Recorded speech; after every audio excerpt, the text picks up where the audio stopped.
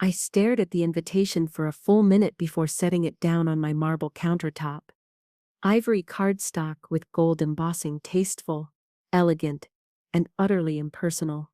My granddaughter Olivia's engagement party. The envelope had been addressed to Miss Beatrice Harrington in what I recognized as Penelope's handwriting. My daughter-in-law never could bring herself to call me Bea like everyone else in my life.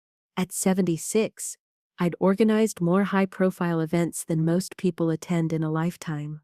Presidents, ambassadors, and royalty had dined at tables I arranged. Yet here I was, feeling a flutter of uncertainty over a family gathering. I ran my finger over the embossed letters, remembering the day Maxwell had introduced Penelope, how her smile never quite reached her eyes when she looked at me. "Well, Winston," I said to my Persian cat, who was watching me from his perch on the kitchen stool, "shall we RSVP to this grand affair?" Winston's golden eyes blinked slowly in response, his aristocratic indifference a perfect match to my own carefully cultivated demeanor.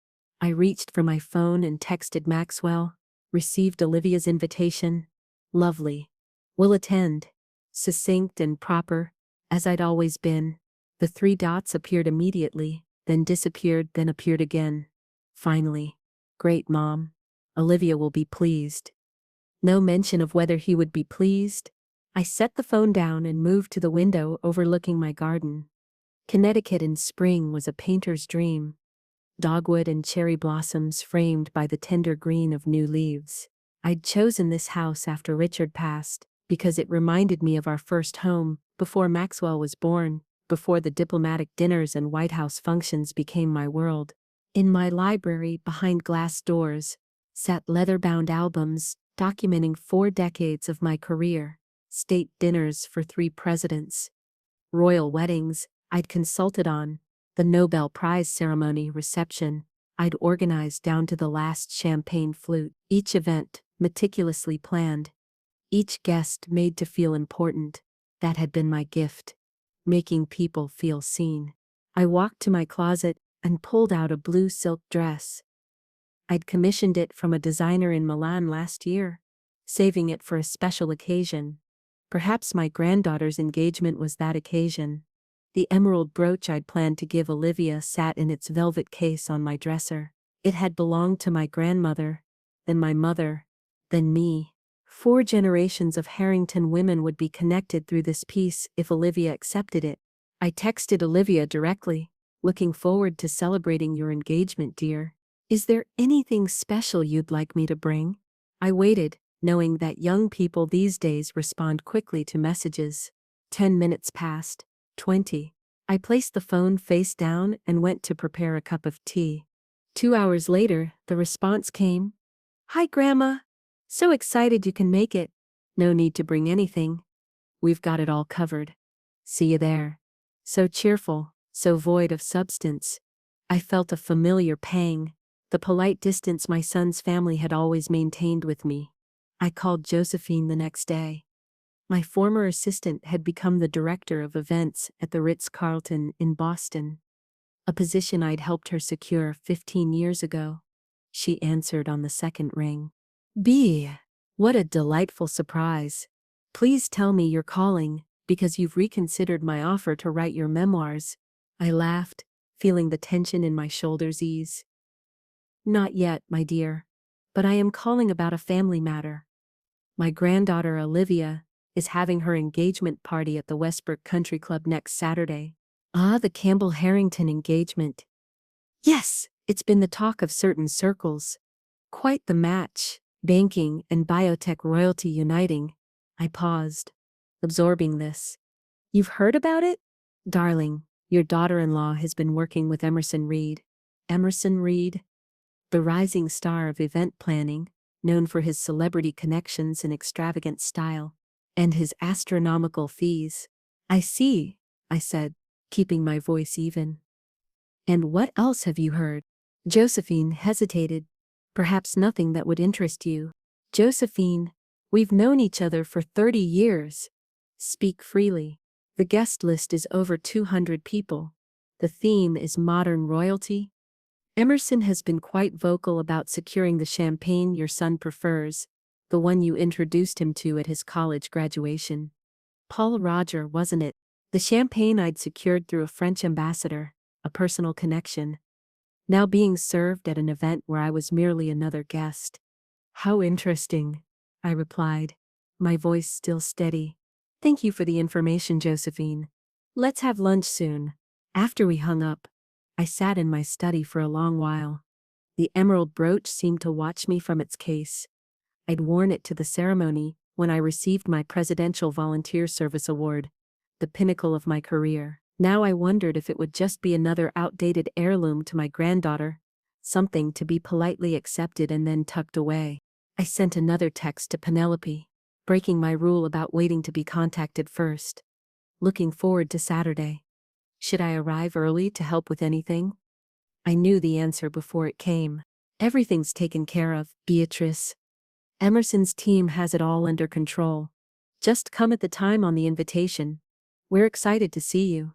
The exclamation point felt like a door closing. I looked at Winston, who had settled on my desk with feline precision. It seems, my friend, that we are merely guests at this family celebration. Winston purred in response, offering more comfort than my son had in years. I spent the next few days choosing the perfect outfit, having my hair styled, and polishing the emerald brooch until it gleamed with generational pride. I would attend this party with grace and dignity, as I had attended hundreds of events where powerful people vied for position and recognition. The difference was that this time, the people making me feel small were my own family. The night before the event, I dreamed of tables set with the wrong silverware, of centerpieces wilting before guests arrived, of champagne glasses shattering on marble floors. I woke at dawn, the familiar anxiety of an upcoming event coursing through me, but this wasn't my event to worry about, was it? I reminded myself of this as I sipped my morning tea, watching the sunrise paint my garden in gold.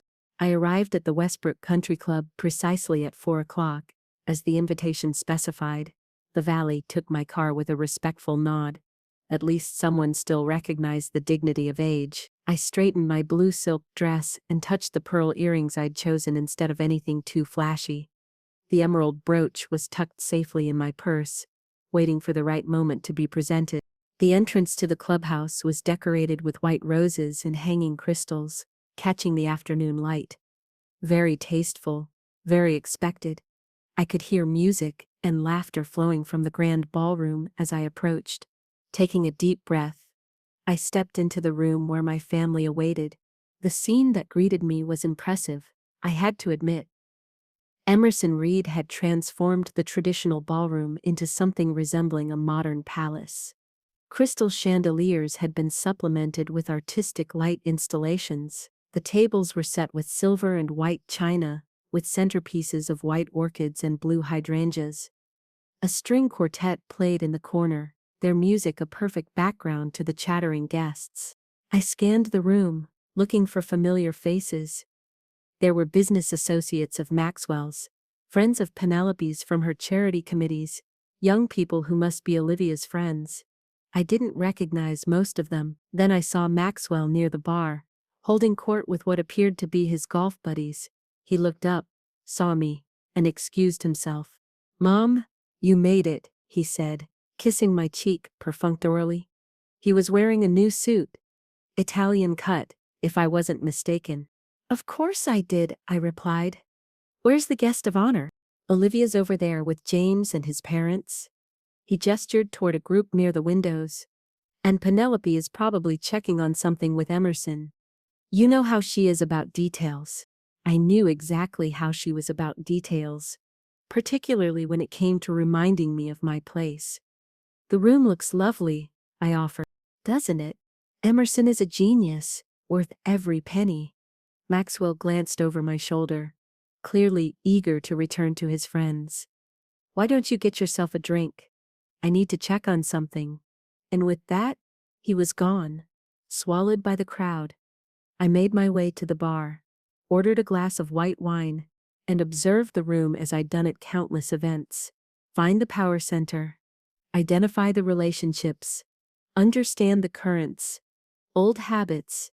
I spotted Olivia, radiant in a champagne-colored dress, her arm linked with a tall young man, who must be James.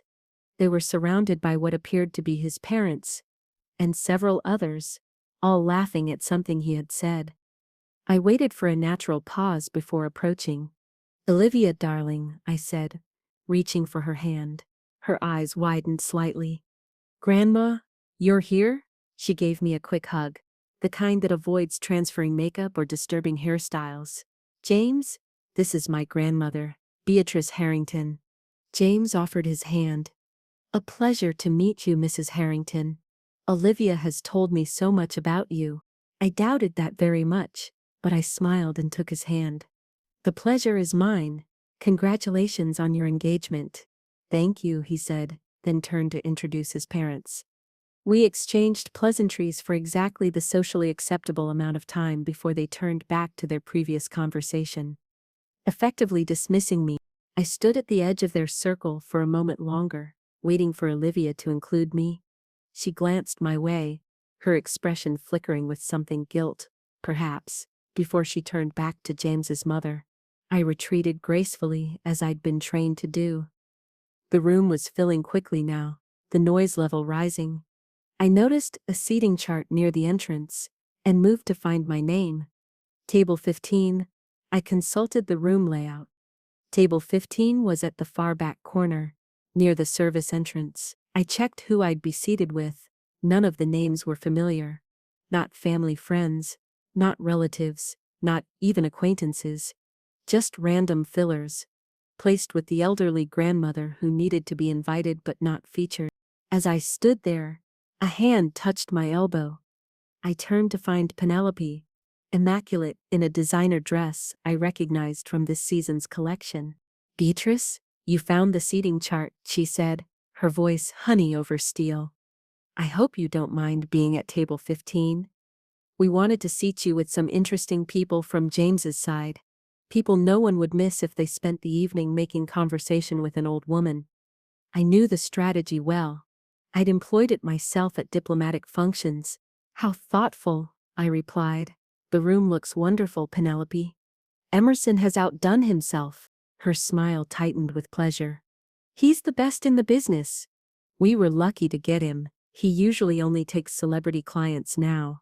But he made an exception for us." No mention of the fact that I had once been considered the best in the business.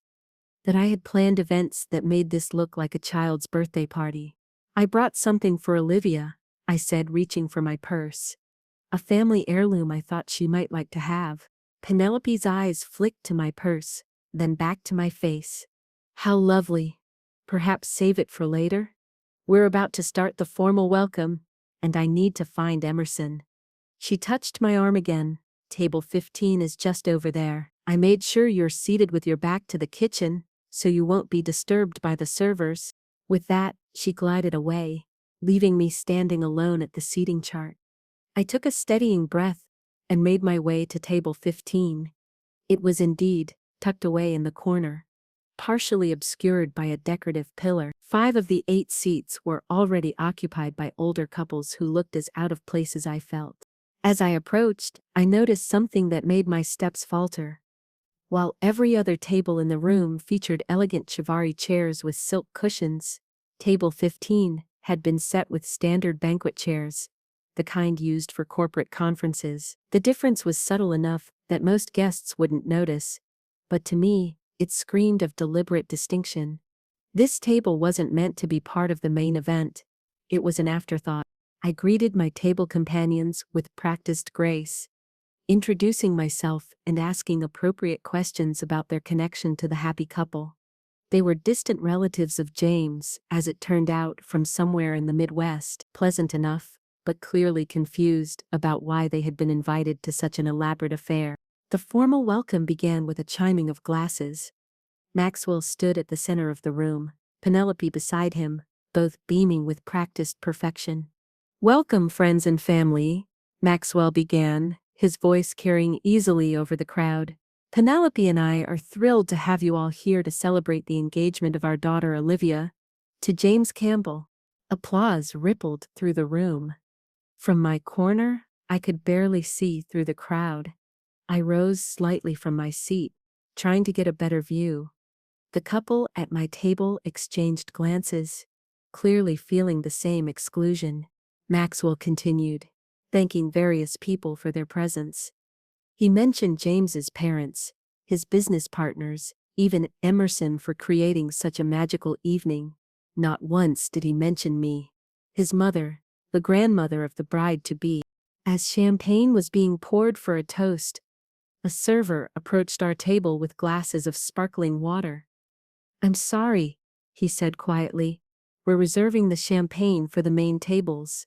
One of the men at our table frowned. "What do you mean, main tables?" The young server flushed. "I'm sorry, sir. I'll see if I can." "No need," I interrupted smoothly. "Sparkling water is perfect for me." I gave the server a reassuring smile, releasing him from his discomfort. The others at the table reluctantly accepted their water glasses, casting glances toward the champagne being liberally poured elsewhere. As dinner began, I noticed another difference. The main tables were being served first, with elaborate presentations and flourishes. Our table received our plates last, and while the food was the same, it lacked the artistic presentation afforded to the others. The message couldn't have been clearer. We were obligatory invitees, not honored guests. I ate little, maintaining conversation with my table companions, who grew increasingly aware of our second-class status as the evening progressed. When it came time for Olivia and James to make their rounds to each table, I straightened in my seat, ready to present my granddaughter with the emerald brooch. They moved methodically from table to table, spending time with each group, accepting congratulations and posing for photos. As they approached the tables near ours, I removed the velvet box from my purse and placed it discreetly beside my plate. But after table 14, there was a commotion near the entrance. A celebrity friend of Emerson's had arrived, fashionably late, causing a stir. Olivia and James were whisked away to greet the newcomer, and the scheduled table visits were forgotten. Table 15 sat waiting, the velvet box by my plate remaining unopened. I watched as my granddaughter was encircled by admiring guests, her face flushed with excitement. Maxwell and Penelope hovered nearby, making sure to be included in any photos with the celebrity guest. The emerald brooch that had been worn by generations of Harrington women stayed hidden in its box, unseen and unremarked upon. As dessert was being served, again to our table last, Penelope finally seemed to remember my existence. She approached table 15 with a fixed smile. "Beatrice, are you enjoying yourself?" she asked, not waiting for an answer. "I wanted to let you know that we're about to cut the celebration cake. Olivia specifically requested your famous chocolate cake recipe, the one you used to make for Maxwell's birthdays. We gave it to the pastry chef here, and he's recreated it with some modern touches. My chocolate cake, the recipe I had perfected over years, that had been requested by diplomatic staff and White House chefs, now modernized without my input or involvement." "How thoughtful," I said, keeping my voice neutral. "I'm sure it will be delicious." "Oh, and before I forget," Penelope continued, glancing at her watch, "we've arranged for a car service to take you home when you're ready. I know these late events can be tiring well, when you're not used to them anymore." The condescension was so thick, I could have cut it with the dessert fork I wasn't using. "That's very considerate, but I drove myself, and am perfectly capable of driving home." Her smile didn't waver. "We insist. Maxwell would be devastated if anything happened to you on the way home. The car will be waiting whenever you're ready." She patted my shoulder and drifted away before I could respond. As the celebration cake was wheeled out, a towering creation that bore no resemblance to my chocolate cake recipe except perhaps in name, I made a decision. I carefully returned the emerald brooch to my purse, excused myself from the table, and made my way quietly toward the exit. A staff member approached me before I reached the door. "Mrs. Harrington? Your car is waiting outside whenever you're ready." I nodded my thanks and continued walking, my spine straight, my chin high. Outside, a black town car idled at the curb. The driver hurried to open the door for me. "Mrs. Harrington? I'm to take you home." "Thank you," I said, sliding into the back seat with the dignity I'd maintained throughout the evening. As we pulled away from the Westbrook Country Club, I didn't look back at the glittering event where my family had made it clear I was merely a duty to be fulfilled. But I wasn't going home. Not yet. "Driver," I said, "there's been a change of plans. Could you take me to the Ritz-Carlton in Boston, please?" He hesitated, then nodded. "Yes, ma'am." As the car merged onto the highway, I took out my phone and sent a text to Josephine. "I'm on my way to see you. We have things to discuss." Her reply came immediately. "Suite 301 will be waiting. The staff has been alerted." I settled back against the leather seat, watching the lights of the city approach. My mind was calm, my purpose clear. For decades I had orchestrated events that showcased others, that made important people feel valued. I had stepped aside for my son and his wife, accepting the gradual erosion of my place in their lives.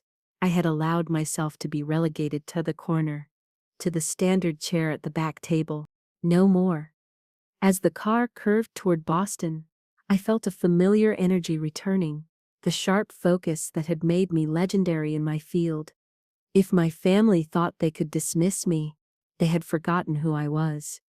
Beatrice Harrington didn't fade quietly into the background, and she certainly didn't drink sparkling water when others were served champagne. The time had come to remind them all of this fact. Not loudly, not angrily, but with the precision and elegance that had been my hallmark. As we pulled up to the gleaming entrance of the Ritz-Carlton, I allowed myself a small smile. The evening's humiliation had been difficult to bear, but it had clarified something important. I had been sleeping through the last act of my life. Now I was wide awake, and Beatrice Harrington awake was a force few could reckon with. Josephine was waiting for me in the elegant Suite 301, a glass of Pol Roger already poured. Her silver hair was pulled back in a chignon, her black dress simple but impeccable. She had aged like fine crystal, clear, sharp, and still catching the light beautifully. "You look ready for war?" she said, handing me the champagne. I took a sip, savoring the familiar taste. "Not war, Josephine. Just a reminder." She gestured to the sitting area where a small spread of cheeses and fruits had been arranged. "Tell me everything." And so I did, recounting the evening's calculated slights, the back table, the standard chairs, the sparkling water instead of champagne, the forgotten table visit. With each detail, Josephine's expression grew more incredulous. "They put Beatrice Harrington at a back table? The woman who arranged seating charts for kings?" She shook her head. "Your son has forgotten who raised him. He married a woman who sees me as competition, not family," I replied, keeping my voice steady. "And now my granddaughter is following the same path. What do you intend to do?"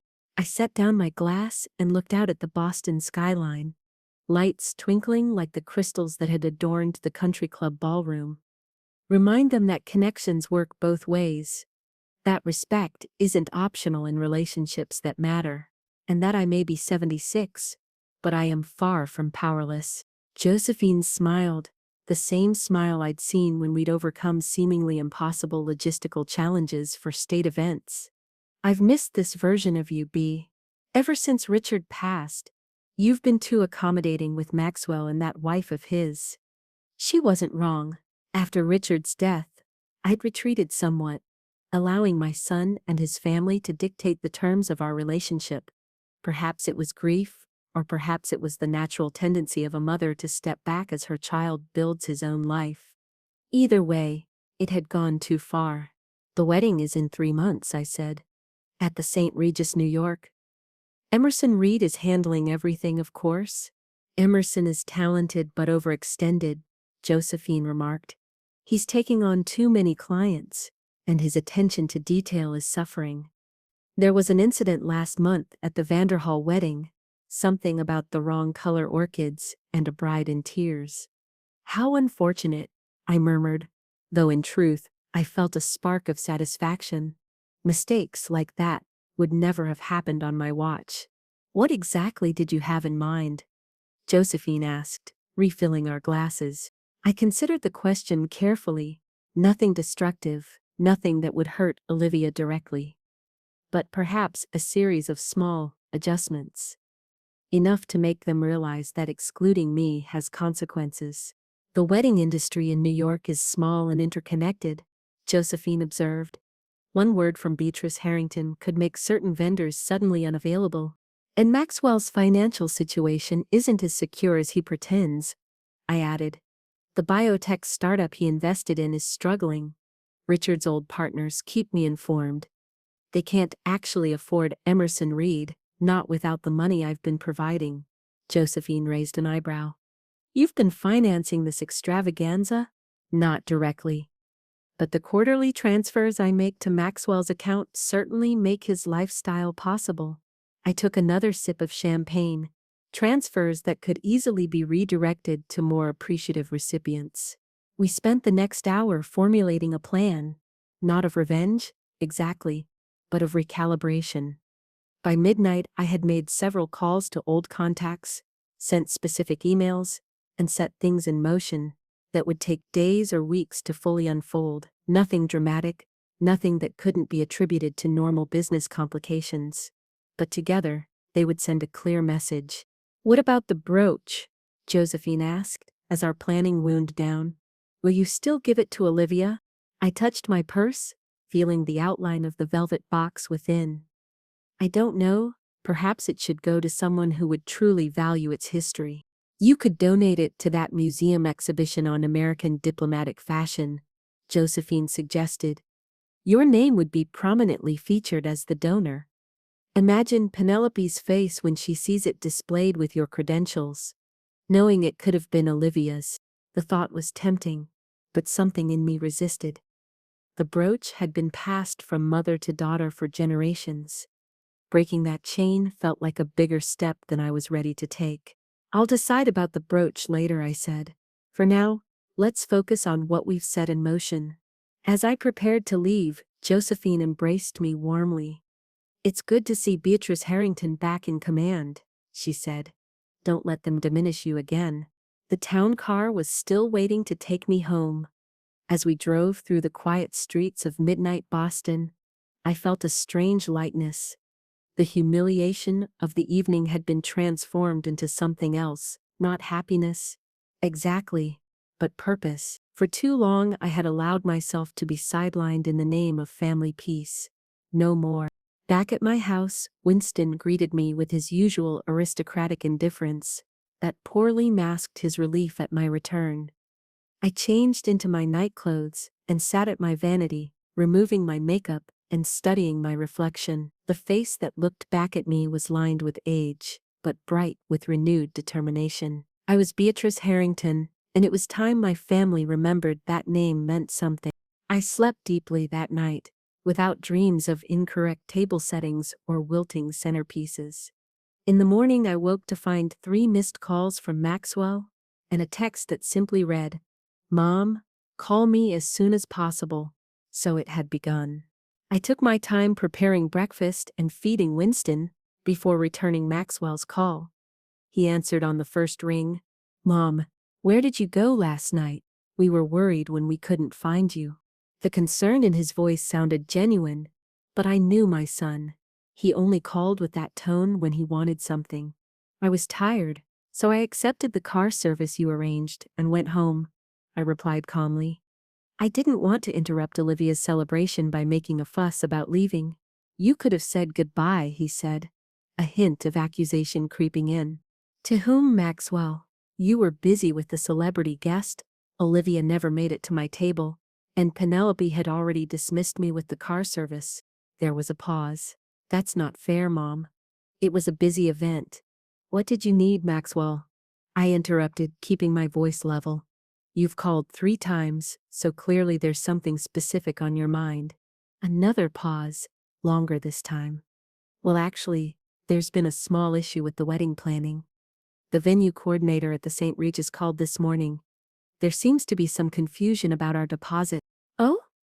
I kept my tone neutral. though I knew exactly what was happening. A single call to the director of events at the St. Regis, another former protégé, had raised questions about the Harrington Campbell wedding financial arrangements. They're saying they need the next payment immediately, or they'll have to release our date. But we're not scheduled to pay for another month. How inconvenient, I murmured. Perhaps there's a miscommunication. That's what I said, but they're being very firm about it. I was wondering. Here it was. Yes? Could you possibly speak with them? You know these high-end venues better than anyone, and they might respond to your expertise. I allowed the silence to stretch just long enough to make him uncomfortable. I'm afraid I can't do that, Maxwell. As was made abundantly clear last night, I'm no longer involved in such matters. Emerson Reed is handling everything, isn't he? I'm sure he can sort it out. Mom, please. This is Olivia's wedding we're talking about. Yes, it is. The wedding I learned about through social media. The wedding being planned without any input from me, despite my decades of experience. The wedding where, I imagine, I'll be seated at a back table with strangers, served sparkling water instead of champagne. The silence on the other end of the line was deafening. I don't know what you're talking about, he finally said, his voice tight. I think you do. Now, if you'll excuse me, I have plans today. Give my love to Olivia. I hung up before he could respond. Within the hour, my phone buzzed with a text from Penelope. Beatrice, I hope you're well.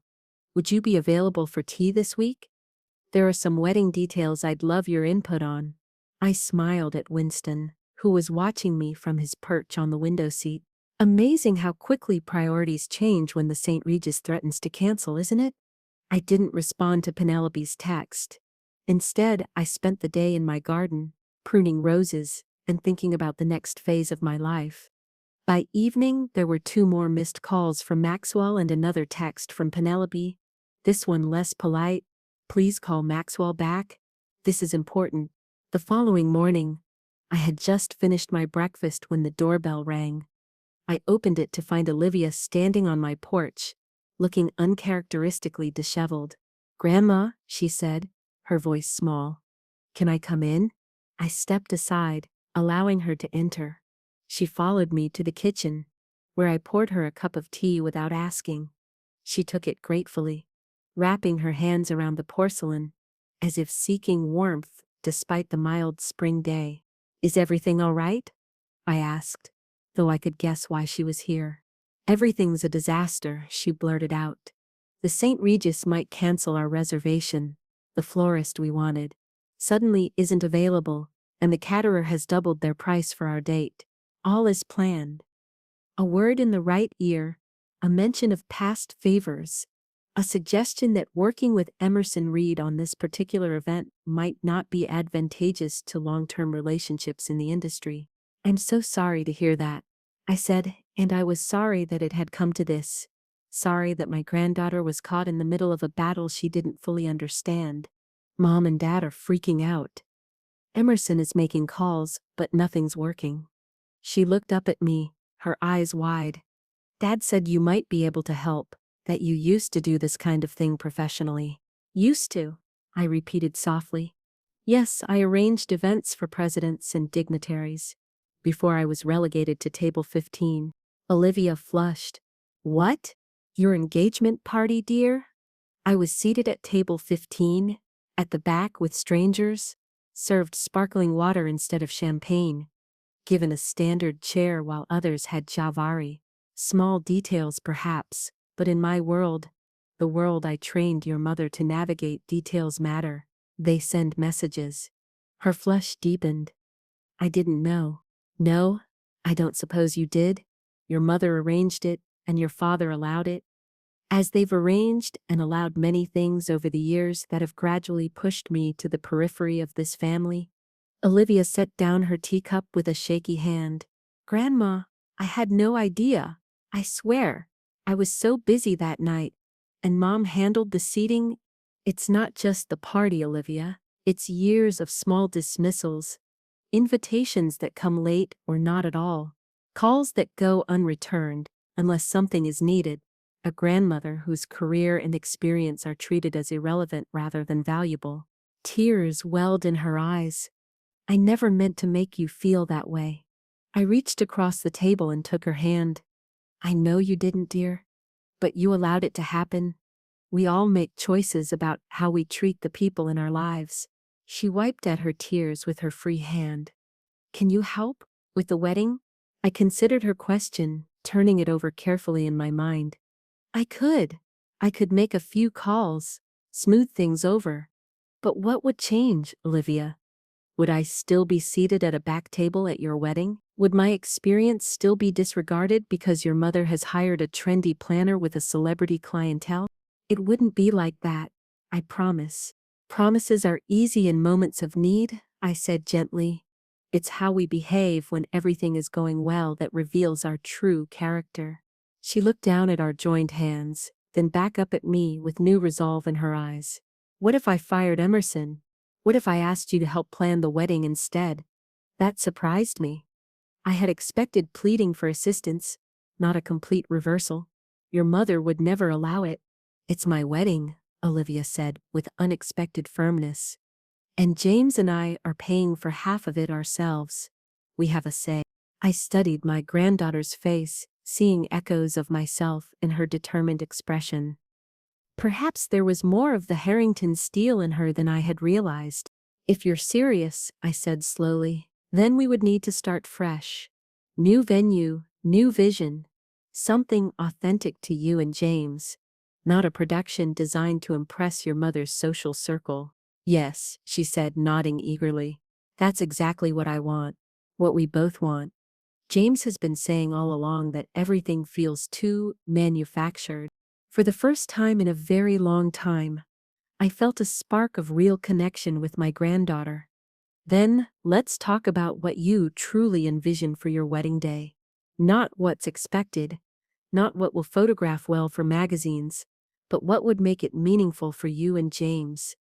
As Olivia began to describe a much simpler, more intimate vision than what Penelope and Emerson had been planning, I felt something shift inside me. The hurt and anger of the engagement party didn't disappear, but it receded, making room for something new. The possibility of a genuine relationship with my granddaughter, based on mutual respect rather than obligation. We spent the next 2 hours talking about wedding possibilities, drawing rough sketches on my kitchen notepad, and looking at photos of smaller venues on Olivia's phone. By the time she left, we had the beginnings of a new plan for a garden wedding at a historic inn on the Connecticut coastline. The venue was owned by a friend of mine who owed me several favors. Not that Olivia needed to know those details yet. I should go, she said finally, checking her phone. Mom's called 3 times already. What will you tell her? I asked. Olivia squared her shoulders. The truth, that I'm taking control of my own wedding, and that my grandmother, one of the most respected event planners in American history, is going to help me create something meaningful instead of just expensive. I felt a surge of pride at her words. She won't make it easy for you. I know, Olivia admitted, but I'm not a child anymore, and James agrees with me. He never wanted the big production in the first place. I walked her to the door, where she surprised me with a genuine hug. I'm sorry, Grandma, she whispered, for everything. After she left, I stood in my foyer, processing what had just happened. This was not the outcome I had anticipated when I set my plan in motion. I had expected desperate pleas for help, not a genuine reconciliation and partnership. I wasn't entirely sure if I could trust this sudden change, but I was willing to explore it cautiously. My phone rang an hour later. Penelope, I let it go to voicemail. Then Maxwell called. I let that go to voicemail too. I wasn't ready to speak with either of them yet. Whatever storm was brewing in their household, let it rage without me for a while longer. Instead, I called Josephine. How goes the recalibration? She asked when she answered. Unexpectedly, I replied, and proceeded to tell her about Olivia's visit. Are you sure this isn't just another form of using you? Josephine asked, ever the skeptic. They need your connections now, so suddenly, you're valued again. It's possible, I acknowledged. But I saw something in Olivia today. A backbone I wasn't sure she had. She wants to take control from her mother, and I'm inclined to help her do it. Well, well, Josephine chuckled. This is getting more interesting by the minute. What's your next move? I'm going to give Olivia a chance to prove herself. To show that this isn't just a momentary convenience, but a real change in how she values our relationship. And Maxwell and Penelope? I thought about that for a moment. They'll have to earn their way back into my good graces more slowly. Especially Penelope. Good, Josephine said firmly. Make them work for it. I spent the rest of the day in my study, pulling out old portfolios and contact lists. If I was going to help plan Olivia's wedding, I would do it properly, with taste, restraint, and meaning. No excess, no showboating, just elegant simplicity that reflected the couple, rather than their parents' social aspirations. By evening, my voicemail was full. Messages from Maxwell ranged from concerned to irritated to finally, begrudgingly apologetic. Penelope's tone shifted from casual friendliness to barely concealed panic as the day progressed. Emerson Reed himself had even called, suggesting a collaboration that would honor my legacy while allowing him to maintain creative control. I deleted them all. At 8 o'clock, my doorbell rang again. This time, it was Maxwell, looking harried and tired. I let him in silently and led him to the living room, where I took my favorite armchair and gestured for him to sit on the sofa across from me. Olivia says she's firing Emerson, he began without preamble. She says you're going to help her plan a completely different wedding. Is that true? She asked for my help. Yes, I replied calmly. And I agreed to give it. Mom, you can't do this. We've already paid Emerson a non-refundable deposit. The St. Regis will charge us a cancellation fee. The invitations are being printed as we speak. Those sound like problems for you and Penelope to solve? Not me. His face reddened. This is about last night, isn't it? About where you were seated at the party? This is about years of disrespect, Maxwell. Years of being treated as an obligation rather than a valued family member. Years of having my experience and knowledge dismissed. The party was merely the culmination. That's not fair, he protested. We've always included you in family events. Included, yes. Valued, no. I leaned forward slightly. When was the last time you called me just to talk? Not because you needed something. When was the last time Penelope asked my opinion on anything? When was the last time any of you acted as though my presence was desired rather than required? Maxwell's anger deflated slightly, replaced by defensiveness. We've been busy. You know how demanding my work is, and Penelope's charity commitments, and Olivia's career. Everyone is busy, Maxwell. Being busy doesn't excuse treating people poorly. I kept my voice steady, determined not to let emotion overtake reason. The issue isn't time, it's priority. I have not been a priority for you or your family for many years. He looked away, unable to meet my eyes. So this is what? Punishment? This is consequence, I corrected gently. Olivia has asked for my help because she genuinely wants it, not because she's been forced into a corner. That matters to me. If you and Penelope want to rebuild our relationship, you'll need to demonstrate the same genuine desire. What does that even mean? He asked, frustration edging back into his voice. It means you'll need to figure it out for yourselves. I won't give you a checklist of actions to perform without understanding why they matter. Maxwell stood abruptly, pacing across my Persian rug. This is ridiculous. You're holding my daughter's wedding hostage over perceived slights. I'm doing nothing of the sort. Olivia came to me of her own accord asking for my help planning the wedding she wants. Not the one you and Penelope have been orchestrating. I agreed to help her. That's all. Penelope will never accept this, he said flatly. That's between Penelope and Olivia. I won't be put in the middle of it. Maxwell ran a hand through his hair, a gesture so reminiscent of his father that it momentarily softened my resolve. He had Richard's profile, his hands, his way of moving when agitated, but he had none of Richard's emotional intelligence, his ability to recognize when he was wrong and correct course accordingly. "I don't know what you want from me, Mom," he said finally. "That's exactly the problem, Maxwell. After all these years, you should know what I want. It's what everyone wants: to be treated with respect, to be valued for who I am, to have a meaningful place in the lives of the people I love." He sat back down heavily on the sofa. "And if I say I'll try harder? If I promise things will be different?" Words are easy, especially in moments of crisis. Actions are what matter now. We sat in silence for a long moment, the ticking of the grandfather clock in the hall marking the seconds. Finally, Maxwell stood again. "I need to go home and talk to Penelope," he said. "This isn't over." "I never thought it was," I replied. After he left, I poured myself a small glass of sherry and took it out to the garden. The spring evening was cool but pleasant, the scent of blooming lilacs filling the air. Winston joined me, settling regally on the stone bench beside me.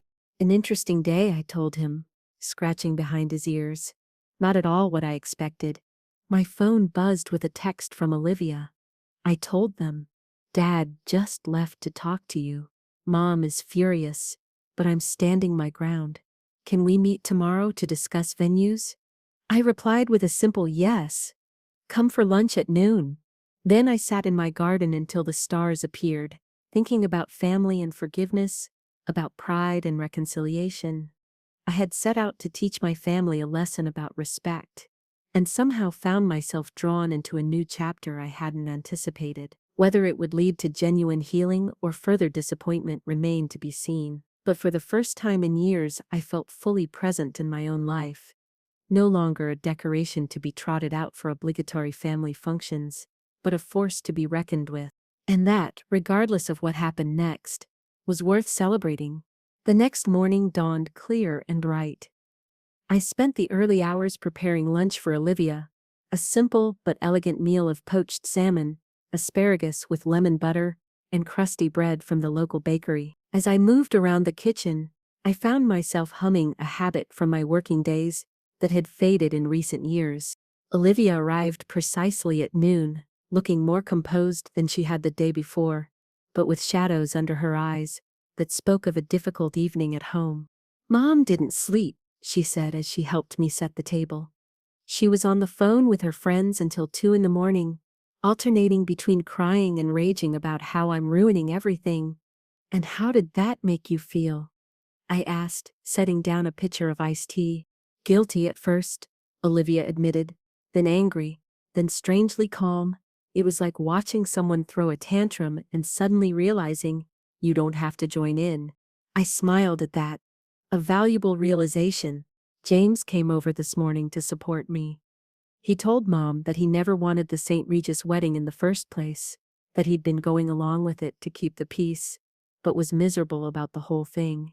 That couldn't have gone over well. Olivia laughed, a genuine sound that reminded me of when she was a little girl. Mom accused me of turning him against her. Dad just sat there looking exhausted. But then something amazing happened. "Oh?" I set the salmon on the table and took my seat. Dad actually stood up to Mom. He said maybe it was time to listen to what James and I actually wanted instead of what she thought we should want. Olivia shook her head in wonder. I've never seen him contradict her like that. Interesting. Perhaps Maxwell had taken our conversation more to heart than I'd expected.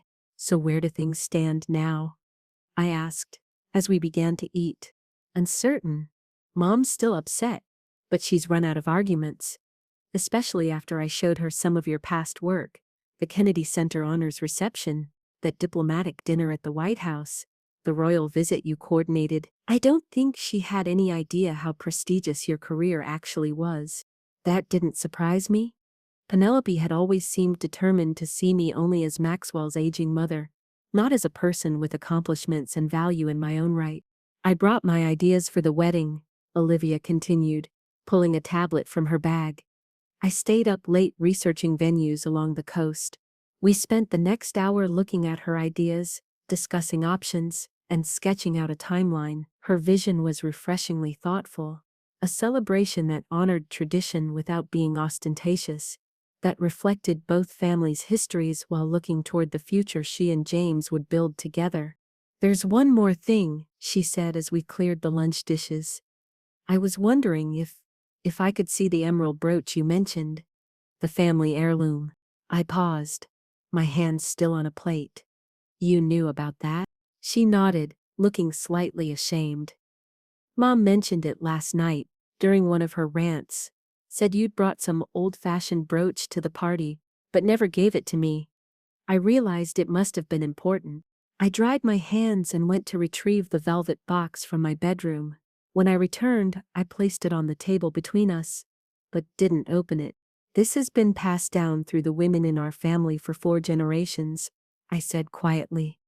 "My grandmother wore it on her wedding day in 1895. My mother wore it when she married my father in 19... Olivia reached for the box hesitantly. "May I?" I nodded, and she opened it carefully. The emerald caught the afternoon light, its deep green depths seeming to glow against the antique silver setting. "It's beautiful," she whispered. "It is, and it comes with responsibility, to honor the women who wore it before, to remember their strength and resilience. It isn't just a pretty accessory, it's a connection to your heritage." Olivia looked up at me, her eyes bright with unshed tears. "I would be honored to wear it, Grandma. Truly honored." I reached across the table and closed her fingers around the box. "Then it's yours. Not because of obligation or tradition, but because I believe you understand its value, both the material and the intangible." She clutched the box to her chest, tears now flowing freely. "Thank you. I'll treasure it always." As she left that afternoon, emerald brooch safely tucked in her purse and wedding plans beginning to take shape, I felt a cautious optimism growing. Perhaps this crisis would lead to something better, a genuine relationship with my granddaughter, a recalibration of my place in the family. But I was under no illusions that the road would be smooth. Penelope would not relinquish control easily, and Maxwell's moment of standing up to her might not last. The real test would be whether the changes inspired by crisis would endure once the crisis had passed. Over the next 2 weeks, Olivia and I met regularly to work on wedding plans. We visited the coastal inn I had suggested, Harborview House, owned by my old friend Margaret Wilson, and secured a date in late September, when the summer crowds would be gone, but the weather still mild. We selected a simple but elegant menu featuring local seafood and seasonal produce. We found a chamber quartet that specialized in both classical pieces and contemporary arrangements. Penelope remained conspicuously absent from these planning sessions, though I knew from Olivia that she was still making her displeasure known at home. Maxwell called occasionally with stiff formal questions about logistics, clearly uncomfortable, but making an effort. I answered politely but didn't go out of my way to ease his discomfort. Some lessons needed to be felt to be truly learned. One evening, as I was reviewing floral options at my dining room table, the doorbell rang, unexpectedly. When I opened it, I found Penelope standing on my porch, looking simultaneously defiant and uncertain. "May I come in?" she asked, her voice lacking its usual confident edge. I stepped aside silently, leading her to the living room where I had entertained Maxwell 2 weeks earlier. She perched on the edge of the sofa, her posture rigid, her designer handbag clutched tightly in her lap. "I suppose you're pleased with yourself," she began, a hint of her normal sharpness returning.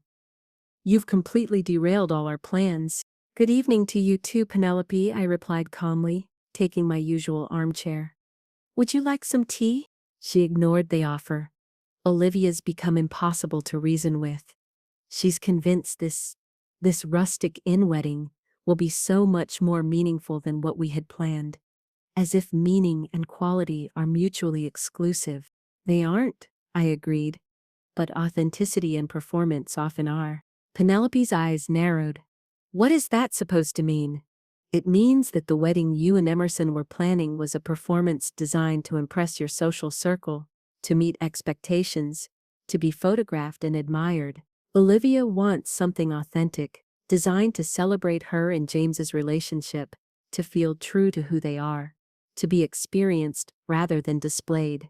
That's ridiculous, Penelope scoffed. Every wedding is partly performance. It's a social ritual. Yes, but the balance matters.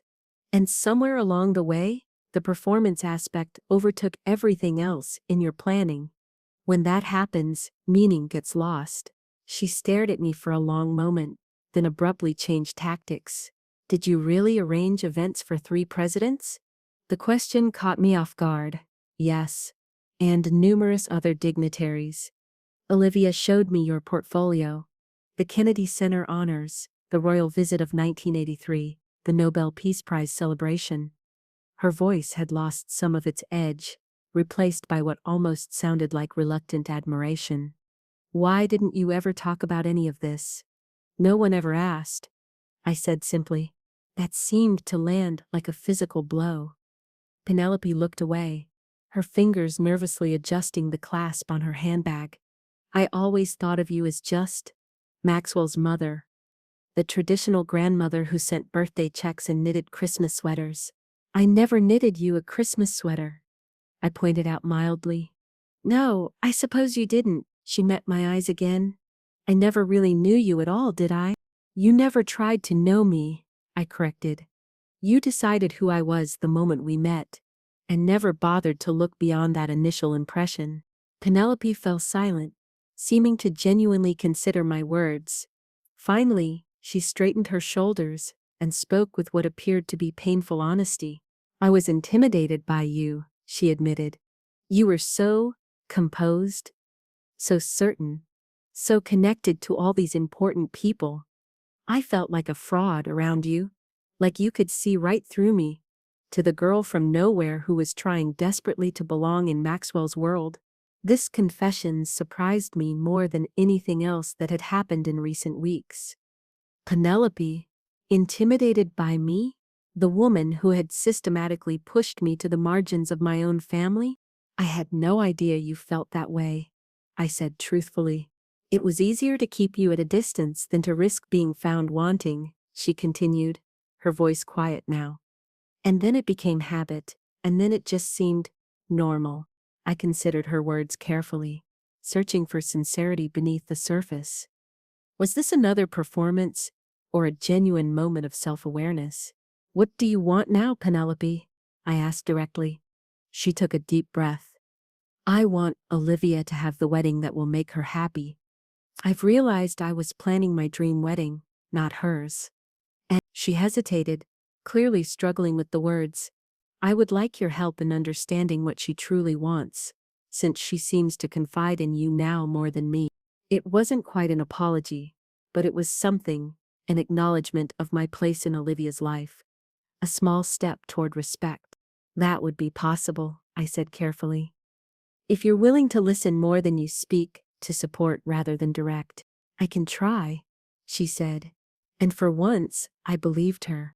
We spent the next hour talking about Olivia's vision for the wedding, about the significance of the coastal venue, near where James had proposed, about the menu that would feature dishes from both families' traditions. Slowly, Penelope's resistance gave way to genuine interest, and occasionally even enthusiasm. As she prepared to leave, she paused at the door. You gave her the emerald brooch? I did, I confirmed, waiting for criticism or complaint. Instead, Penelope smiled slightly. It suits her. More than it would have suited me, I think. After she left, I sat in my favorite garden chair, watching the stars appear one by one in the darkening sky. The evening's conversation had been unexpected, another twist in what was becoming a journey of reconciliation rather than retribution. Penelope's admission of intimidation had never occurred to me. I had always seen her confidence as genuine, her dismissiveness as stemming from disdain rather than insecurity. It made me wonder what other misunderstandings might have shaped our family dynamics over the years. How much of the distance I'd felt had been created by mutual misperceptions rather than deliberate rejection. The next morning, I woke to a text from Olivia. Mom actually helped with the flower selections last night and didn't criticize a single choice. What did you say to her? I smiled, typing back. Nothing she wasn't ready to hear, Over the following weeks, a new pattern emerged.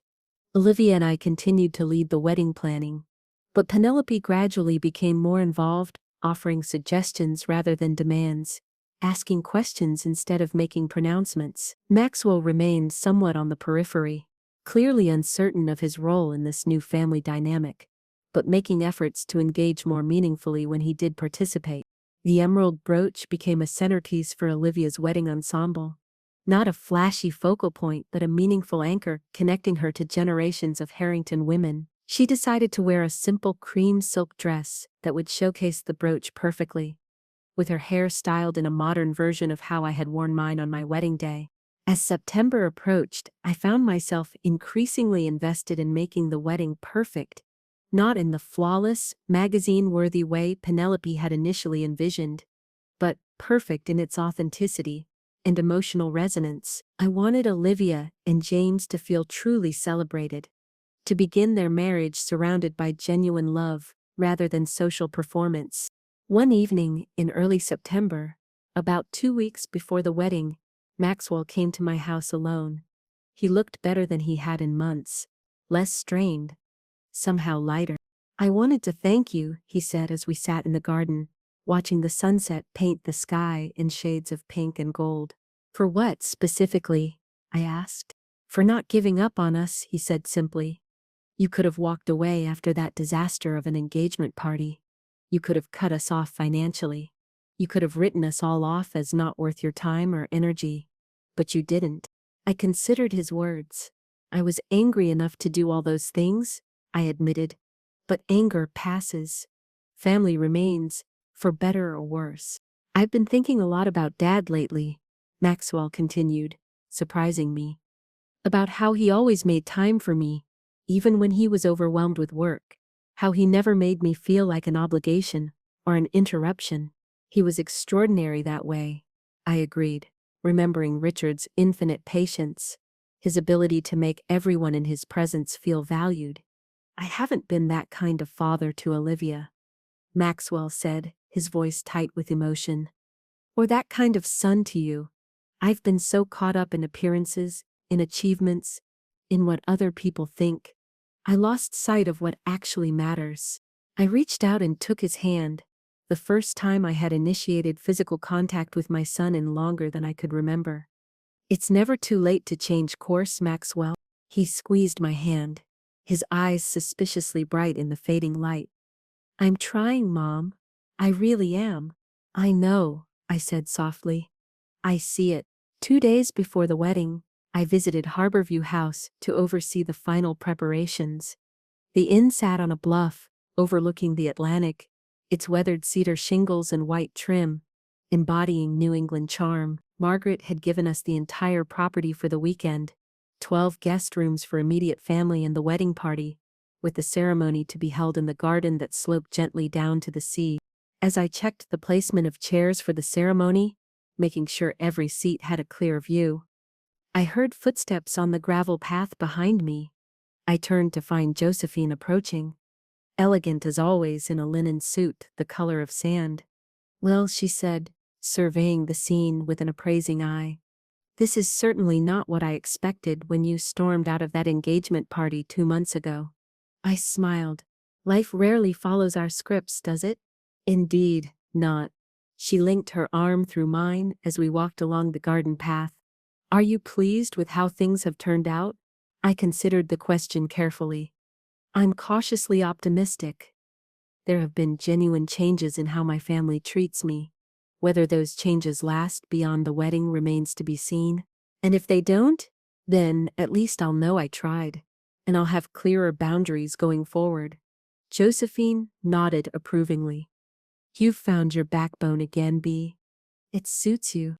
We spent the afternoon reviewing every detail one last time: the positioning of the flower arrangements, the timing for the quartet, the weather contingency plans. Though the forecast promised perfect September sunshine, by evening everything was ready. All that remained was for the family to arrive the following day for the rehearsal dinner. That night, back at home, I opened the bottom drawer of my bedroom dresser and removed a small package wrapped in tissue paper. Inside was a handkerchief edged with Belgian lace, something old that had belonged to my mother, something Olivia would carry with her bouquet. Beside it lay a silver sixpence I had brought back from a diplomatic mission to London decades ago, something for Olivia's shoe, for luck. As I rewrapped these treasures, I found myself thinking about the nature of family legacies. We pass down physical objects, brooches, handkerchiefs, recipes, photographs, but we also pass down patterns of behavior, ways of relating to one another, habits of mind and heart. Some of these deserve to be preserved, others need to be examined and possibly discarded. What had begun as a lesson in respect had evolved into something more complex, a recalibration of family dynamics, a reassessment of long-held assumptions, a chance for all of us to choose which legacies to carry forward and which to leave behind. The wedding day dawned clear and bright, with just enough breeze to carry the scent of salt water up from the shore. From my window at Harborview House, I could see the white chairs arranged in neat rows in the garden, the arch of local flowers marking where Olivia and James would exchange their vows, the Atlantic Ocean stretching endlessly beyond. I dressed carefully in a silver blue dress I had commissioned for the occasion, elegant but not attention-seeking, befitting my role as grandmother of the bride and unofficial architect of the celebration. Around my neck, I wore a simple strand of pearls that Richard had given me on our 30th anniversary, the last gift he would ever give me. A knock at my door revealed Olivia, already in her cream silk dress, her hair styled but not yet adorned with the small white flowers we had selected. "Grandma," she said, her voice trembling slightly, "would you help me with the brooch?" I invited her in, gesturing for her to sit at the small vanity by the window. Taking the emerald brooch from its velvet box, I carefully pinned it to the left side of her bodice, just over her heart. "There," I said, stepping back to admire the effect. "Perfect." Olivia studied her reflection, touching the brooch gently. "I can feel them all with me today. Great-grandmother, grandmother, you." She turned to face me. "Will you tell me about your wedding day? About when you wore this?" I sat on the edge of the bed, memories washing over me like the waves on the shore below. It was a June day in 1967, unseasonably warm. Your grandfather was so handsome in his navy suit. He refused to wear black, said it was too somber for a day of joy. For the next half hour, I shared stories I had never told before, about the flower girl who lost her basket, about the best man's forgotten ring, about how Richard and I had slipped away from our own reception to walk barefoot on the beach, making promises to each other that went beyond the formal vows we had exchanged. Olivia listened with rapt attention, occasionally wiping away tears that threatened to spill. "That's what I want," she said finally. "Not perfection, but meaning. Moments that matter. And you'll have them," I assured her, squeezing her hand. "Now let's finish getting you ready. Your future husband is waiting." The ceremony was everything Olivia and James had hoped for. Simple, heartfelt, deeply personal. They had written their own vows, words that spoke of partnership and growth, of supporting each other's dreams, while building a shared life. The emerald brooch caught the sunlight as Olivia spoke, seeming to glow with approval. From my seat in the front row, I could see Maxwell and Penelope on the opposite side, holding hands, something I hadn't witnessed in years. Penelope caught my eye during the exchange of rings and offered a small, genuine smile. Progress, however, tentative. The reception was held on the inn's wide veranda and adjoining lawn, with long tables set under string lights for the informal dinner to follow. Each table featured centerpieces of local wildflowers and seagrasses, with small cards explaining the significance of each bloom in New England tradition. The menu cards, designed by a calligrapher friend, detailed the family connections of each dish: James's grandmother's clam chowder recipe, Olivia's father's favorite summer salad, a dessert inspired by the first meal the couple had shared. As the golden afternoon gave way to a soft twilight, I found myself standing at the edge of the celebration, watching as Olivia and James moved among their guests, their happiness radiating outward like ripples on still water. This was what a wedding should be, not a production, not a performance, but a genuine celebration of love and connection. "You've done it again, Bee," said a voice beside me. I turned to find Josephine, champagne in hand. "Another perfect event." "Not perfect," I corrected. "Meaningful. There's a difference." "Indeed, there is." She clinked her glass against mine. "To meanings over appearances, to connections over impressions," I added, taking a sip. As the evening progressed, I found myself drawn into conversation after conversation with James's parents, with old friends, with Olivia's colleagues. No one treated me as an obligation or an afterthought. I was Beatrice Harrington, respected elder, valued contributor, essential part of the celebration. Near the end of the evening, as the band played a slow song and couples swayed on the improvised dance floor, Maxwell approached me. "May I have this dance, Mom?" he asked, extending his hand with a formality that made me smile. "Of course," I replied, setting down my glass and allowing him to lead me to the dance floor. As we moved to the gentle rhythm, Maxwell spoke quietly, his voice barely audible above the music. "I want you to know that this isn't just for today. The changes, I mean. Penelope and I have been really talking about how we've treated you over the years, about the kind of family we want to be going forward." I looked up at my son, searching his face for sincerity. "And what kind of family is that? One that values each member for who they are, not what they can provide. One that makes time for real connection, not just obligation." He paused, his eyes meeting mine directly. "One that honors its elders instead of sidelining them." "Those are fine ideals," I said cautiously. "But habits are hard to change." "I know. That's why we're committing to regular family dinners, not just holidays but monthly gatherings. And I'm going to call you every week, not just when I need something." "And Penelope," he hesitated, then continued. "Penelope would like to learn about your career, about the events you planned. She says she's been foolish to ignore such a resource all these years." I couldn't help but smile at that. "Has she now?" "She has," Maxwell confirmed. "And I think she means it." As the song ended, he kept hold of my hand for a moment longer. "Thank you, Mom, for not giving up on us when you had every right to." I squeezed his hand gently. "Family is worth fighting for, Maxwell. Especially when it's difficult." Later that night, after most of the guests had departed, and the newlyweds had retired to the honeymoon suite, I sat alone on the veranda, watching the moonlight create a silver path across the dark water. The evening had been more healing than I could have imagined, not just in how others treated me, but in how I felt within myself. For the first time in years, I felt fully present, fully valued, fully alive. I thought about the path that had led here from that humiliating engagement party to this moment of peace. It had begun with anger and hurt, with a desire to teach my family a lesson about respect. But somewhere along the way, it had transformed into something else. A journey toward mutual understanding, toward genuine connection, toward a family redefined by choice rather than obligation. As I prepared to return to my room, I noticed something on the small table beside me, a gift box tied with a silver ribbon. Attached was a card that read simply, "For Grandmother, with love from Olivia and James." Inside the box was a framed photograph taken earlier that day.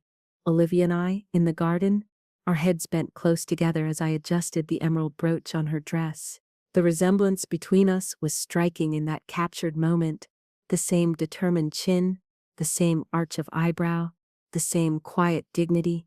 4 generations of Harrington women, connected through an emerald brooch, and something far more valuable, the legacy of knowing our own worth. I traced the frame gently, feeling a profound gratitude for this unexpected gift, not just the photograph, but the second chance it represented. The chance to be truly seen by my family, to be valued for who I am, rather than what I can provide. As I finally made my way to bed, I carried the framed photograph with me, placing it on the nightstand, where it would be the first thing I saw in the morning. Whatever challenges lay ahead, whatever work remained to be done in healing our family relationships, I would face it with the same quiet strength that had carried me through 76 years of life. The Beatrice Harrington who had been sidelined at the engagement party was gone, replaced by a woman who knew her value and would accept nothing less than the respect she deserved. Not through demands or manipulation, but through the simple, powerful act of standing firmly in her own worth. And that, more than any wedding or celebration, was the true triumph.